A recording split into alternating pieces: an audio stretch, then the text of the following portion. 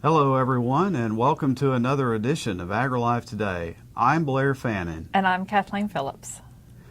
Well, this week we'll hear about a new tomato variety that will spark the interest of gardeners throughout Texas, plus a new agricultural law blog that assists landowners and producers. We'll also hear about tips on identity theft protection and a High Plains Dairy Conference that attracted producers from 5 states. All this and more, plus the Texas Crop and Weather Report as we take a look at Texas agriculture and Texas A&M AgriLife across the state. Improved management adapted to changing rangeland conditions will be a key to surviving 3 back-to-back years of drought. Tim Steffens, Rangeland Management Specialist in Canyon, recently spoke at the Panhandle Ranch Management Workshop. He warned that if grass starts in bad shape from last year, it probably will remain in trouble this year, even if it rains normally. Steffens said to allow adequate recovery for grass before grazing, which means letting plants get full complement of leaves before cattle regraze a plant. Tiffany Dowell, economist and agricultural law specialist in College Station, has seen her Texas agriculture law blog continue to gain popularity due to timely topics addressing issues affecting landowners across the Lone Star State. The law blog, available at agrilife.org/TexasAgLaw, features a number of different topics, including updates on current ag-related litigation and events, information about basic laws in Texas, and information on specific legal issues such as pipeline easements and leasing.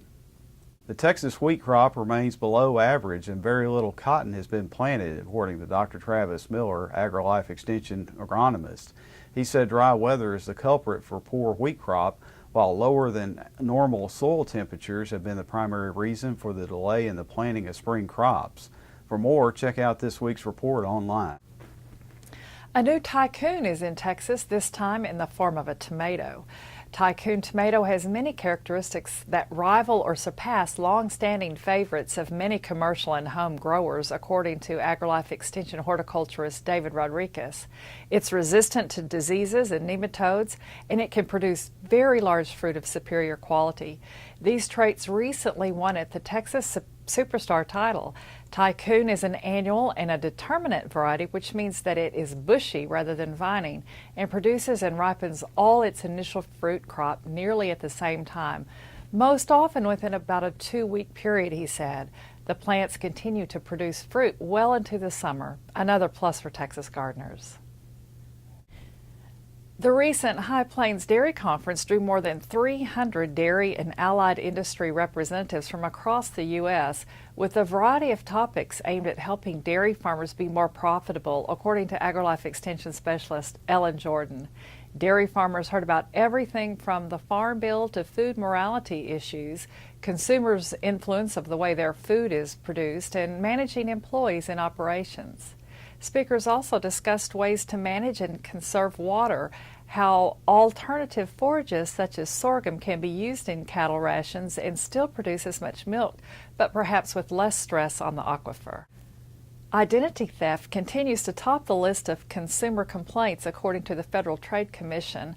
American consumers lost over $1.6 billion in fraud in 2013, and 14% of the more than 2 million complaints reported to the agency were identity theft related.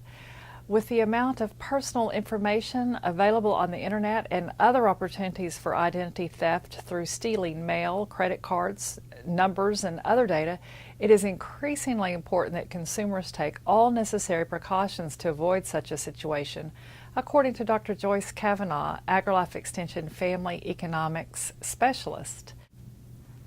That's a look at agriculture across the state of Texas and Texas A&M AgriLife. For these stories and more, please visit our website at today.agrilife.org.